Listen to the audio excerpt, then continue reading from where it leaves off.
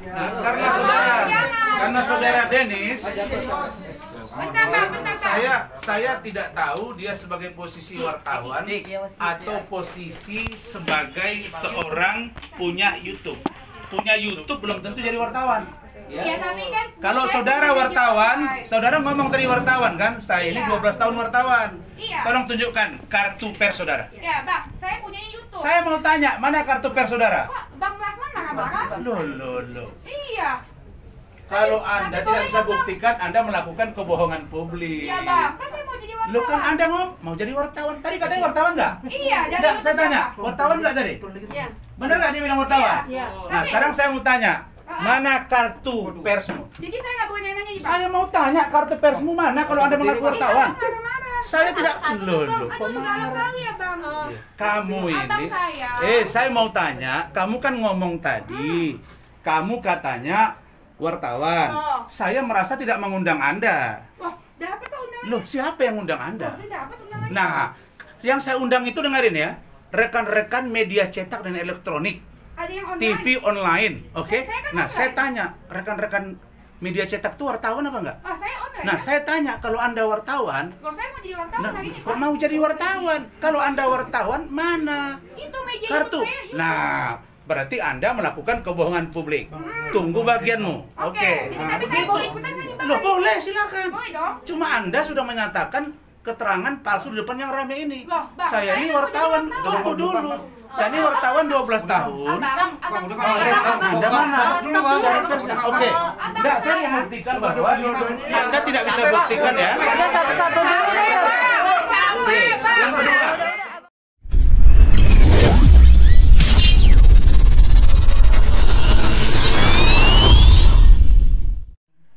warahmatullahi wabarakatuh. Minal aidin wal faidin, mohon maaf lahir dan batin, dan selamat sore teman-teman sekalian yang saya hormati. Untuk sore hari ini, sesuai dengan info media yang saya share kepada teman-teman semua, kita akan menyampaikan dua hal. Pertama, terkait dengan Medina Zain, dan yang kedua tentang Dr. Richard. Adapun tentang iklim hakim, itu sedang dalam proses pengkajian, dan saya berkeyakinan persoalan iklim hakim akan dapat diselesaikan dengan baik. Jadi untuk ini prinsipnya saya menunggu sampai batas waktu yang sudah kami berikan dan sepakati. Mudah-mudahan ada titik terang, bisa diselesaikan. Adapun terkait dengan FBI dengan saudara Hotman Paris Hutapea, itu di luar kewenangan saya, karena saya bukan pelapor dan kuasa hukumnya tidak saya sendiri. Namun kalau untuk iklim hakim itu 100% di bawah kewenangan saya, karena saya kuasa hukumnya sendiri maksudnya. Saudara-saudara sekalian, terkait dengan saudara Richard ini dulu ya, pertama. Besok jika tidak ada arar melintang, jam 10 kami sudah daftarkan gugatan di PN Jakarta Pusat. Dan saya sangat miris melihat video antara saudara Richard Lee dengan saudara Dennis Charista alias Dennis Cadel. Dennis Cadel ini dia punya program, dan saya lihat komentarnya hari ini di Instagramnya, keberatan kalau saya sebut dia dengan cadel. Terus pertanyaannya, kalau nggak cadel terus apa? Memang cadel dia. menulis nama saya saja, Razman Arif Nasution, ada di situ. Saya sudah capture. Tapi menyebut saya secara lisan itu Rahmat Nasution atau Nasution atau Nasution atau Nasutitison. Apa ini? Itu apa namanya? Coba lihat. Ya itu takdir dari Allah. Kau masih terima sama dengan saya dikatakan bahwa saya botak, saya gendut. Memang saya bisa protes. Tapi kalau saya bilang kau bau, kau segala macam yang justifikasi, baru. Tapi kalau cadelnya memang cadel dia. Bisa saya buktikan cadelnya. Tidak pernah sekalipun dia menyebut nama saya yang sempurna. Dan tulisannya malah ada, saya ada semua. Saya nggak ngerti apakah ini pura-pura atau tidak. Tapi menjadi aneh juga bagi saya. Menjadi aneh juga bagi saya. Kalau misalnya nanti aja kita fokus. Kamu dalam rangka apa kemarin? Dennis, Ya. kamu dalam rangka apa kemarin? Saya sebagai wartawan, Pak. Kok wartawan? Iya, kan saya punya media. Ya sudah, kamu liput aja. Ikut kan? Oke, sorry. Boleh dong, Pak. Sorry, boleh. Media dari mana? Dari Denis Caresta, YouTube channel. Oke, silakan. Boleh dong. Boleh, liput sini. Baik, Kalau apa kabar? kamu awas. Udah tenang, udah. Enggak, Pak. Saya datang sebagai wartawan, Pak. Iya, oke. Iya, Bang. Boleh Oke. dong. Iya. Ayo, hadap sini. Boleh dong, saya datang sebagai wartawan. Boleh, udah datang sini. Hadap sini. Iya, Bang. Kita kan harus tabayun. Hadap sini. Iya dong. Bener dong. Bener, ayo. Loh, kok jadi kesana wawancaranya sih? Iya, tadi wawancaranya di kesini semua nih, Bang. Ayo. Hai semua. Hai. Jadi saya kesini kan sebagai wartawan karena saya dapat undangan tadi pagi gitu. Kan saya kan punya kanal YouTube Denis Caresta. Jadi saya media juga. Ayo yuk. Ayo dong gue kesana kali. Kan itu bintang tamunya. Oke. Nah, karena saudara Dennis, Bentar, Kak. saya tidak tahu dia sebagai posisi wartawan atau posisi sebagai seorang punya YouTube. Punya YouTube belum tentu jadi wartawan. Iya, tapi kan Kalau saya saudara punya wartawan, media. saudara ngomong tadi wartawan kan? Saya ini Iya. 12 tahun wartawan. Iya. Tolong tunjukkan kartu pers saudara. Ya, Bang, saya punya YouTube. Saya mau tanya, mana kartu pers saudara? Kok Bang Lasman marah-marah? Loh. Iya. Kalau Anda Tapi tidak boleh bisa kan, Bang? buktikan, Anda melakukan kebohongan publik. Iya, Bang. Kan saya mau jadi wartawan. Lu kan Anda mau jadi wartawan. Tadi katanya wartawan nggak? Iya, dari Enggak, YouTube saya tanya. siapa? Wartawan nggak tadi? Iya.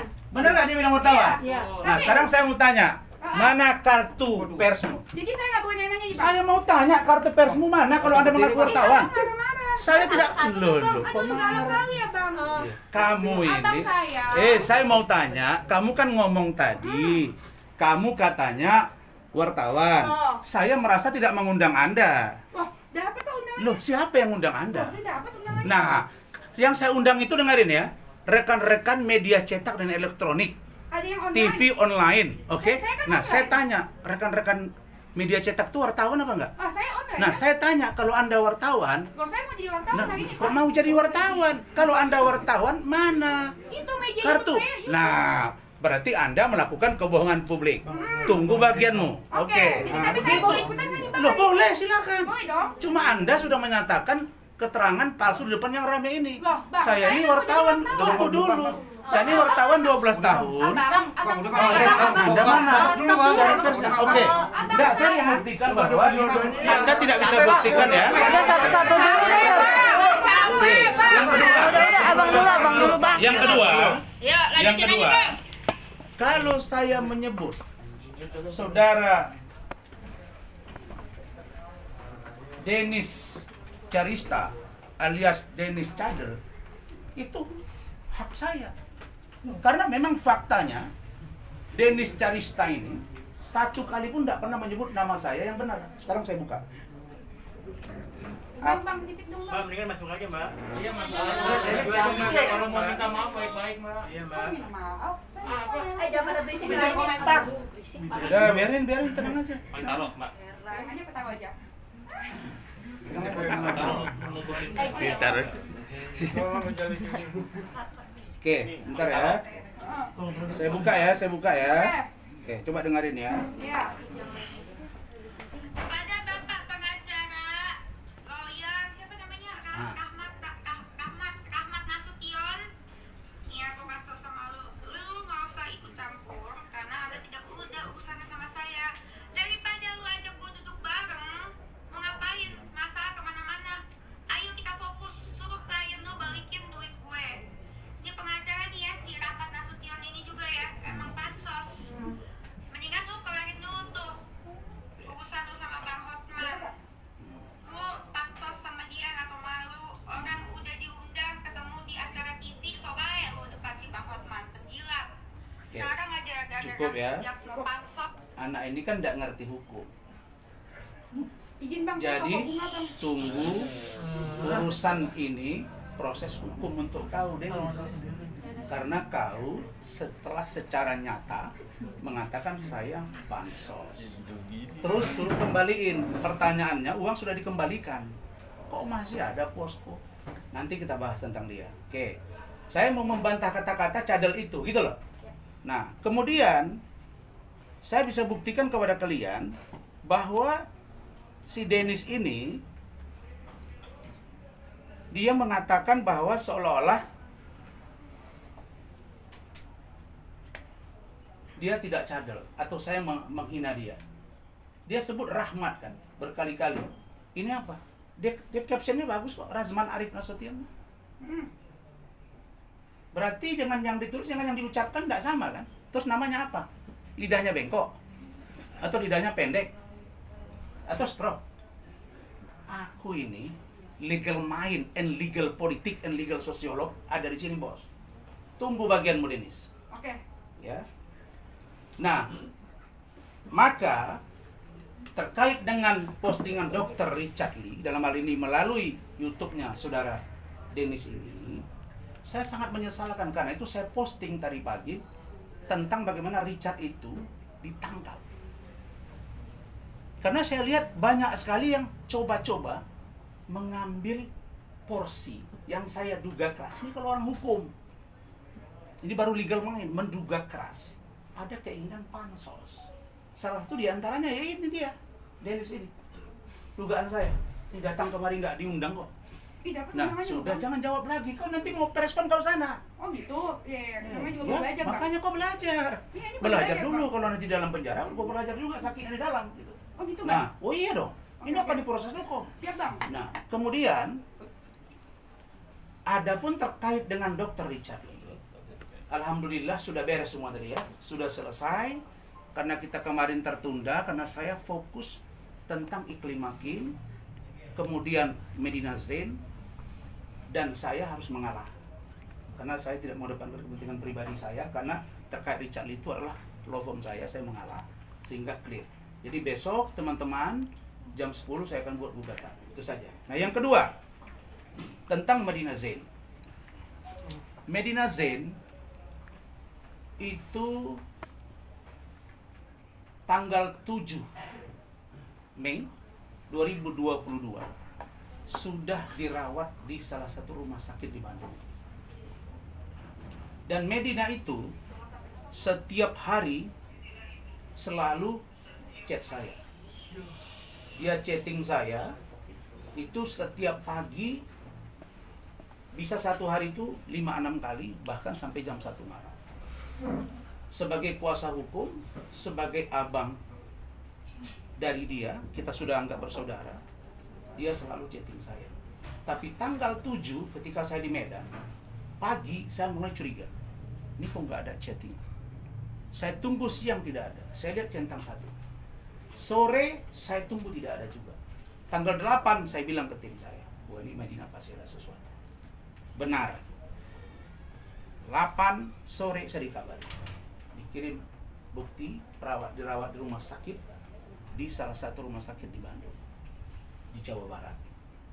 Dan di situ disebut dirawat untuk 14 hari ke depan. Berarti tanggal 7 sampai 14 hari ke depan. Sakitnya apa? Adalah sakit bipolar. Bukan pura-pura. saya akan berangkat ke sana. Insya Allah hari Kamis atau hari Jumat. Saya akan cek, saya akan tanya dokternya. Kalau ternyata dia sakit benaran, maka yang menyebut dia pura-pura itu berurusan kau sama Allah. Ya. Kenapa? Tidak mungkin Medina Zain pura-pura sakit. Dokter mau mengatakan dia sakit sementara dia sehat. Resmi suratnya, ada buktinya, ada tanda tangan perawatnya, dokter yang merawatnya. Ini tidak masuk akal. Tapi itu pun, kalau memang benar dia sakit pura-pura, tentu saya akan tegur dia. Dan ingat, kalau Medi pura-pura sakit ternyata dia sehat, saya akan mengundurkan diri sebagai pengacara Medi.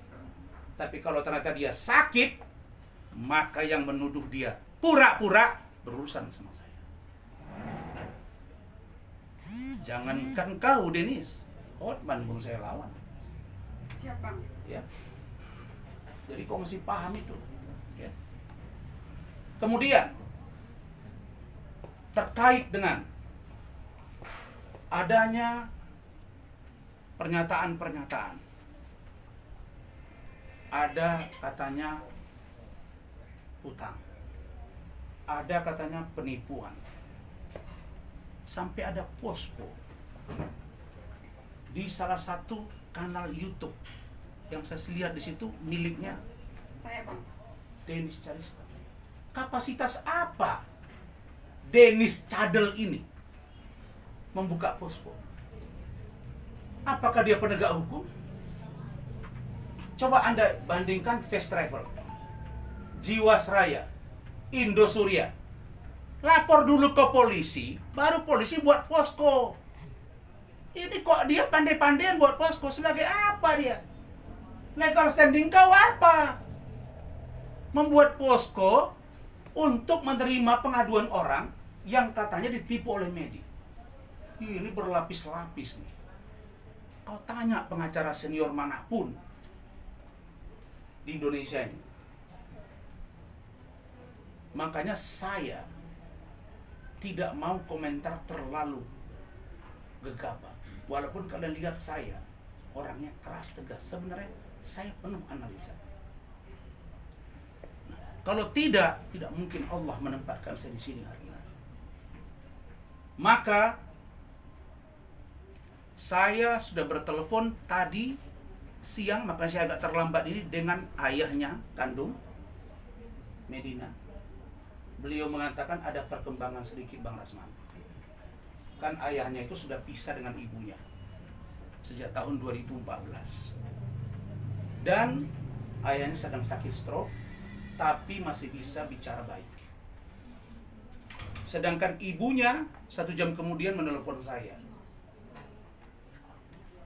Dan ibunya juga mengatakan ada perkembangan. Lalu saya menghubungi seseorang yang menjadi investor Medi, yang itu juga disebut-sebut namanya. Ya, ada capture-annya. Saya lihat di situ namanya Tengku. Itu juga disebut itu sama si dia tuh, saya nggak usah sebut namanya. Lagi-lagi sebut ini sebut itu. Dan saya sudah tahu ada investor yang akan membantu sehingga usaha Medi kembali normal. Hanya saja Medi tertekan, sakit sehingga harus dirawat. Pertanyaannya, pantaskah Medi sakit? Jawaban saya sangat pantas. Mungkin kalau Anda pun seperti dia sakit juga. Dia punya usaha, COVID 2 tahun, orang semua tiarap, ditambah dengan persoalan rumah tangganya yang mumet. Masa iya urusan 50 juta ngocehnya kayak bikin tak kemana-mana. Saya pribadi demi Allah, demi Rasulullah, saya bantu Medi di atas yang dipinjamkan Denis itu. Tidak ada saya ngoceh kemana-mana. Dan seorang Ayu Azhari artis beken, senior, sekarang sedang berada di Helsinki. Telepon saya, WA saya sampai tadi 3 kali WA saya, dan 3 hari ini dia minta, "Bang, tolong sampaikan salam saya ke Medi dan keluarganya. Saya ingin bicara. Saya ingin adik saya Lukman dan Medi baik-baik saja. Sampaikan tidak ada persoalan kami dalam keluarga Azhari dengan Medi. Tolong Bang, saya yakin Abang mampu. Tolong, mereka masih punya anak yang kecil." Pertanyaannya, bisakah Medi kembali dengan Lukman? Kalau yang saya lihat dari Medi, sangat berat. Tapi saya dapat informasi kemarin bocoran bahwa Lukman sudah menghubungi seseorang. Dan dia sepertinya berupaya untuk membantu Medi. Saya berharap adik saya Lukman, tolong bantu Medi. Karena psikisnya terganggu, kalian baik-baik. Sehatkan dulu perusahaan, baru kalian bercerai.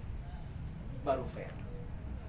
Nah, karena itu, terhadap tuduhan-tuduhan, tudingan-tudingan yang mengatakan Medi menipu banyak orang, saya tidak membantahnya.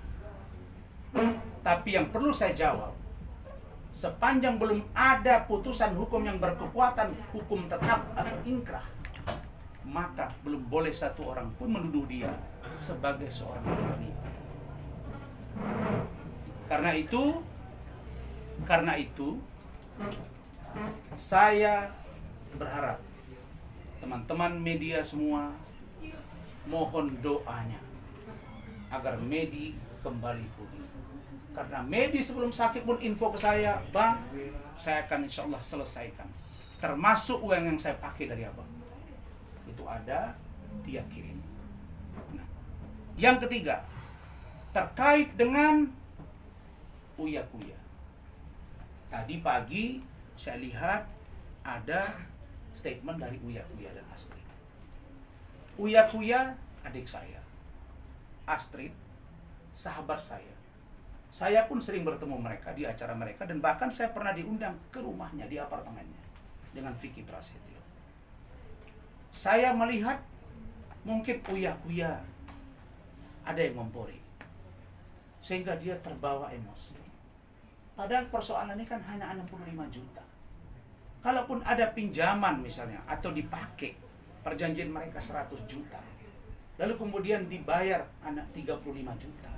Sisa 65. Di situ mana ada tindak pidananya? Kan sudah jatuh menjadi perdata. Apalagi di perjanjian awal itu pinjam meminjam. Tidak ada itu. Cuma inilah dia. Saya heran. Saya tidak masuk akal saya. Karena saya telepon Uya-Kuya tidak masuk-masuk. Biasanya saya telepon masuk. Saya ingin bicara dengan dia. Karena itu lewat media ini saya berharap Uya-Kuya bisa komunikasi dengan saya. Tidak usahlah Uya dibuat lagi tambah ricuh. Kasihan medinya. Kasihan medinya. Bagaimanapun dia perempuan yang sedang dalam masalah. Dan kalau selesai, tidak ada satupun Medi mengatakan tidak diselesaikan. Nah, kalau memang dia berbohong dan menipu, silakan tempuh jalur hukum. Tapi kan Medi sudah saya jawab dalam keadaan sakit dan sedang dirawat. Nah, pertanyaannya, kalau Medi dalam keadaan sakit, dirawat dan diisolasi, dapatkah disentuh hukum? Kan tidak. Kalau begitu tunggu dia sehat. Nah, kalau dia sehat, dia bisa mengembalikan semuanya. Kalau tidak, ya diproses hukum di penjara. Kalau dia ternyata tidak sanggup, ya kan dia jalani hukumannya. Tapi mana mungkin orang mau menjalankan hukuman dengan pura-pura sakit, menghindar dari hukuman, maksud saya. Ini nggak logis. Nah, saya mau tunjukkan, tapi saya nggak mau tunjukkan di rumah sakit mana, ya, bahwa dia dirawat. Walaupun sudah ada disebut-sebut di situ, itu orang yang nggak punya kapasitas. Ditunjuk-tunjukkan, saya lihat di situ, sementara dia bukan siapa-siapa. Saya ini kan kuasa hukum.